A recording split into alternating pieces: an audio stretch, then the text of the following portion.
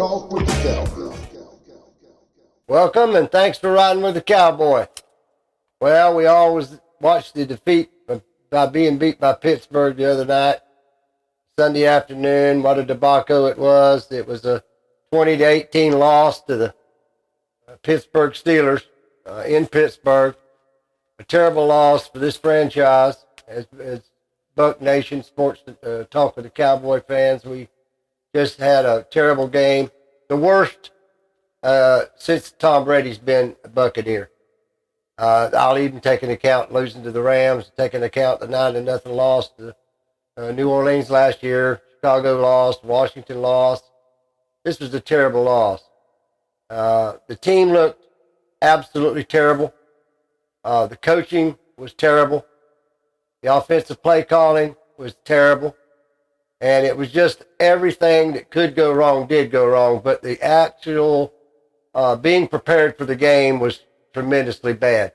To be beaten by a team that had 3 of their 5 members of their secondary on the practice squad the week before, had brung them up, and they had not played with this first team Pittsburgh Steelers team, practice squad players, 3 of the 5 starters for the Steelers, and not be able to move the ball by air is ridiculous.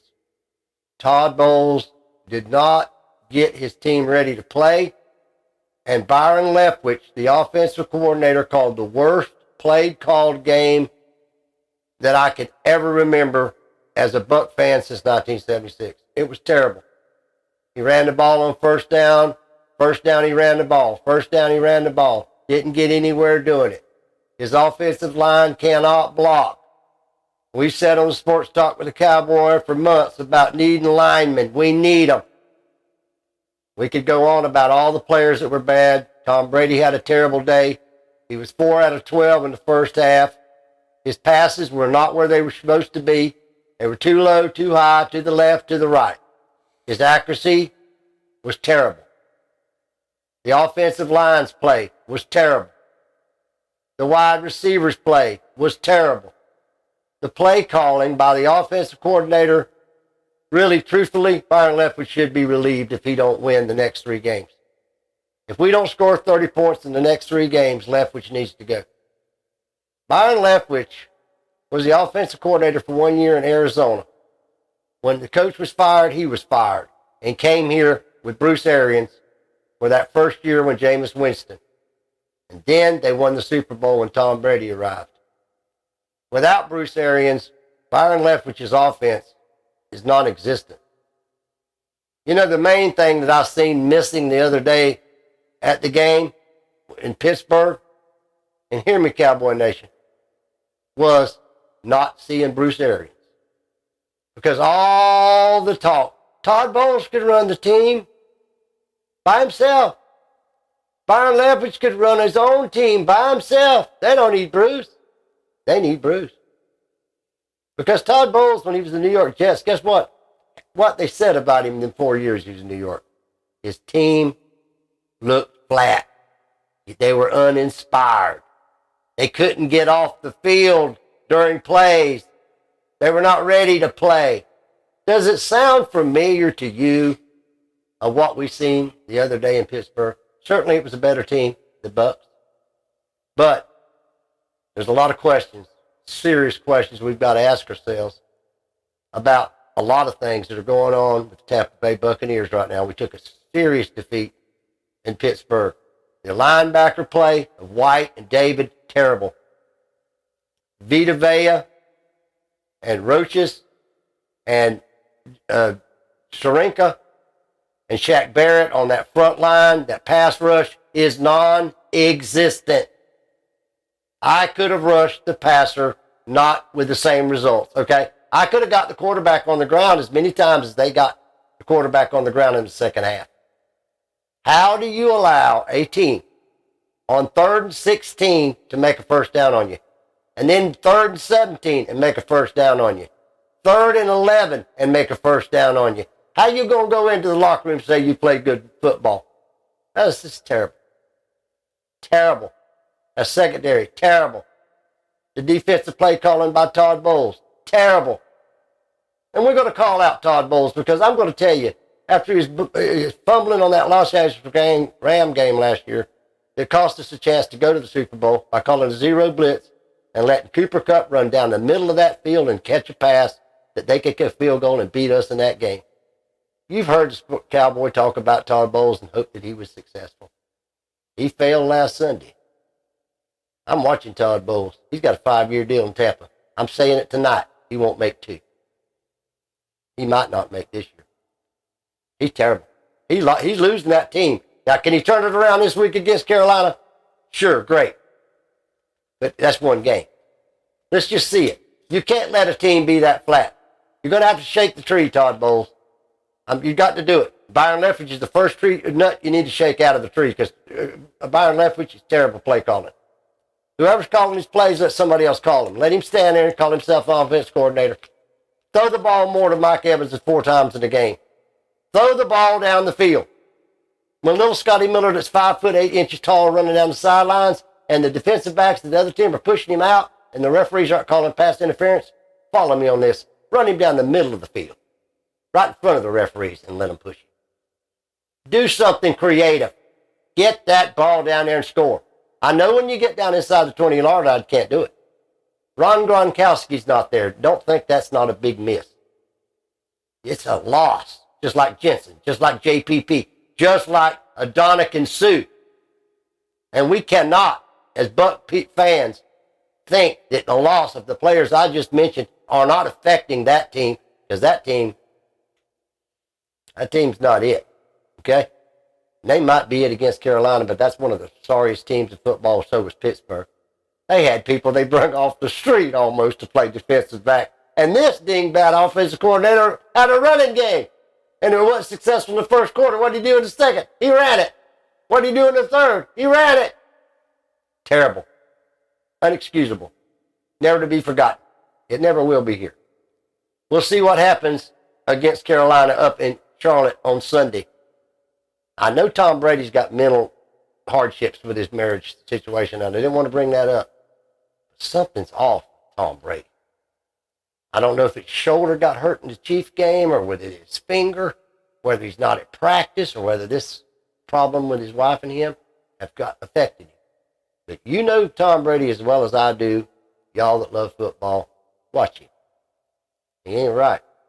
I know the team around him ain't right.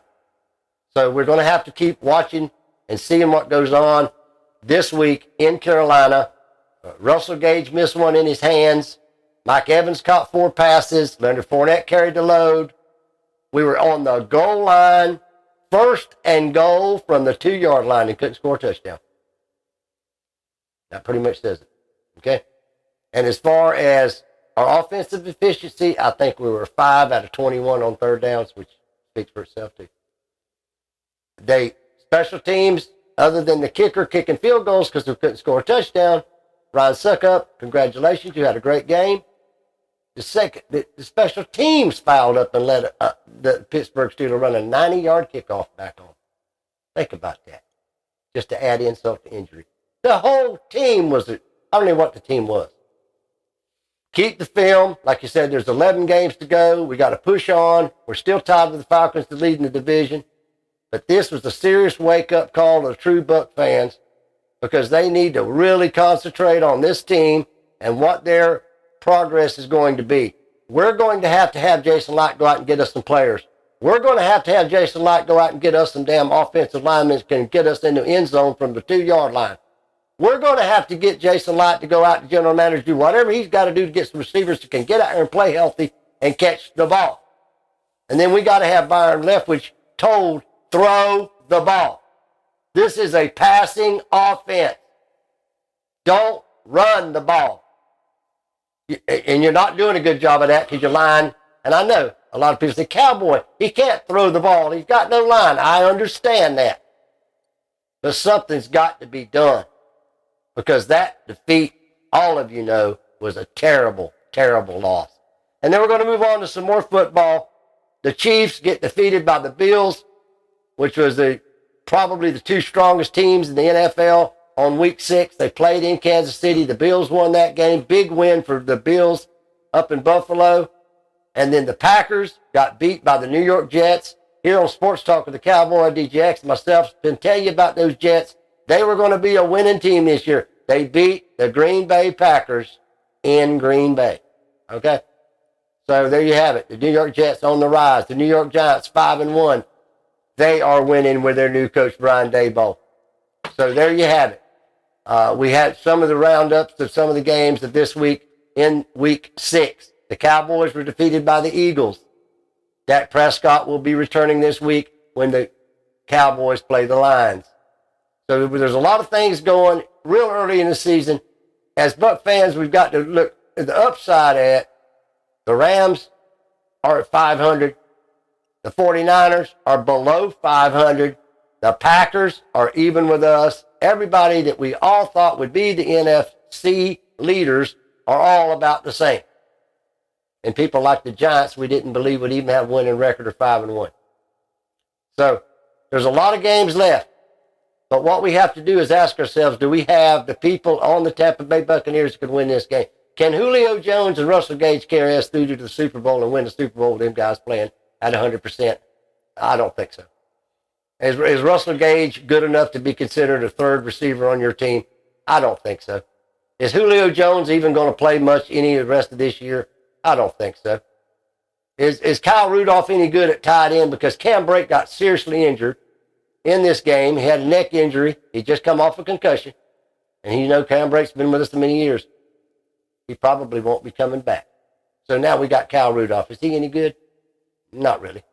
How about Kyle Orton, the kid we got from Washington? He's a rookie. I hate to have him have to carry the freight. How about Kobe Keith, the kid we got? He's been playing pretty good ball. Maybe we'll get him going. So we got a lot of things going our way in this Carolina game. We're going to have to win it. We need to get out and show a better effort. A lot of good action in week 6. We'll keep you posted week 7. Now we're going to go on to Major League Baseball. The Houston Astros and the New York Yankees start the American League Championship Series tonight in Houston. The San Diego Padres and Philadelphia Phillies had the first game in the National League Championship out in San Diego last night. The Phillies won that game 2-0. So there's the four teams that will compete, 2 from the American and 2 from the National to go to the World Series. We're going to be covering that. It's only one win by the Phillies last night against the Padres. The taping of this show, the Astros and the Yankees will throw the first pitch about 8 Eastern time tonight. So that's about all in Major League Baseball that we're going to go to tonight. We're going to keep you posted on the progress of those series. Now we're going to go to your questions for this week. And the first one from Winter Haven is Pam, and she wanted to know, what do the Bucs need to do to get the team back on track? And Pam, they need to get consistency in the coaching, consistency in the play calling, consistency to use their players and to the best advantage of the players and make them be utilized to the best of their abilities. And we're going to need to go get some players, Pam. We've got to get 3 or 4 players, and we've got to get them pretty fast if we're going to make a run, because I don't think have the talent to get to that elite stage. A good stage, yes, elite, and this Tom Brady thing's the wild card. So Pam will continue to keep you posted on that. But after last week's debacle, we have to see what this week will bring. We're praying it'll bring some progress, but we do need players because what we have, I don't think can do it. Thank you, Pam. The next one's from Taylor in St. Petersburg. And Taylor wanted to know, Cowboy, what about the new stadium plan for the Tampa Bay Rays in downtown St. Petersburg that would use a marketplace type deal and condominiums and bazaars and shops and build the whole industrial complex around the new stadium down in St. Petersburg? And I think, Taylor, that is a great idea. And I think that's how that St. Petersburg thinks they can gather the millions and millions, almost $1 billion to build that stadium. They'll have a redevelopment all the way around that stadium. Redevelopment economically with businesses like you was talking about, restaurants, condominiums, and things like that. Make a little 4-block area where the fans can go down and entertain themselves before the game and after. I think that's going to be what's going to happen, Taylor, and it could bring a lot of money into helping build this stadium because these stadiums don't come cheap. Thank you for your question, Taylor. God bless you. And the last one tonight is from Scott. And Scott's in Sebring, and Scott said, Cowboy, give me the 3 top teams in the NFL week going into week 7. And I'm going to give them to you. Number 1, the Buffalo Bills. Number 2, the Kansas City Chiefs. And number 3, the Philadelphia Eagles. They're 6-0, and they deserve to be there. Those are my 3 top teams. And it's only a week going into week 7.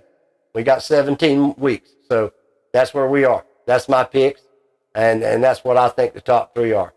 So God bless you for your question, Scott. So what do you got for me tonight, DJX? Well, Cowboy, you know how we do it. Let's get right off into it. Will Brady make it to the playoffs, or do you think it's over? It's early yet, but what do you think so far the way they playing? My heart would like to believe that Brady makes it. Mm-hmm. I pray we do. Mm-hmm. But my heart also tells me that he's going through a lot there with his kids and his family, and I know it's a little dragging bit on distraught. him. And I think he might have been injured in that Chiefs game with his shoulder. Mm-hmm. His finger was injured. We all seen it swollen up. Something's not right with Tom Brady. If I was to bet money right now, I wouldn't want to bet it. Mm-hmm. But yes, ask me that same question in a couple of weeks. Will do. Okay, Pittsburgh Steelers. Quarterback Kenny Pickett takes part in full practice for Steelers as they prep to play the Dolphins. What you think? Old Kenny got hit real hard by our defense, and we gave him a concussion, but he was playing good ball. Gave it to him good. But then here come the bench guy, the guy that got benched. Mm-hmm. The guy that they put on the bench because he wasn't accurate passer in what he did. He came in and threw all over the Bucs. Threw like at a dart tournament. Bam, bam, bam, bam, bam, bam, bam, bam, bam. Every time we had him in long distance and third down, he just threw that ball right out there. He looked like Johnny Unitas. Mm-hmm. And that just tell you how bad we played. Who's going to the World Series? Oh. I think the Astros and the Phillies are. I would say I like Houston's pitching. I like how tough they are. The Yankees are going to be a tough run for them.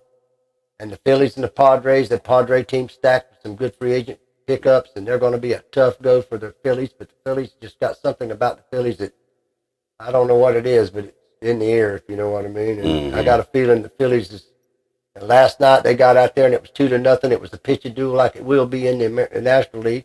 Yeah. And sure enough, Philadelphia won. But we're going to see. But I think it's going to be Philly and Astro. All right, that sounds pretty good.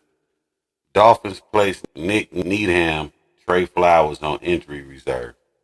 Needham got a big knee injury. Trey Flowers has had a nagging injury that I guess has continued to worsen. But by putting him on injured reserve, they'll open up 2 spots on their roster. They can go get 2 players, and then they can bring them back in 6 weeks, which 6 weeks from now, with 11 to go, put them, still back in there. And in the 6 weeks they're gone, they got 2 players in their place. Mm-hmm. I'm going to leave it off right here. Bengals versus Falcons injury report. Jamar Chase limited with hip injury. What you think? Big out for the Bengals if Jamar Chase is not playing because Jamar Chase is their number 1 receiver. Mm-hmm. Joe Burrow's going to need him because a lot of Falcons are just tough. We beat them. We beat them 20-15. You all watched the game and the late call on Tom Brady being roughed. But they were on the comeback, and then they won against the 49ers this week. So Atlanta's playing tough ball. Yeah. They're playing smart ball, good defense, run the ball, pass when you can. Nothing flashy. Quarterback can run. Quarterback Mariota can run, and he'll run out of there. When you put too much pressure on him, he will run out of there. And the Falcons are playing pretty good. So I think that the Falcons are ahead. If Jamar Chase is not playing, I would give the edge to the Falcons. All right. I'm going to leave it off right there, Cowboy.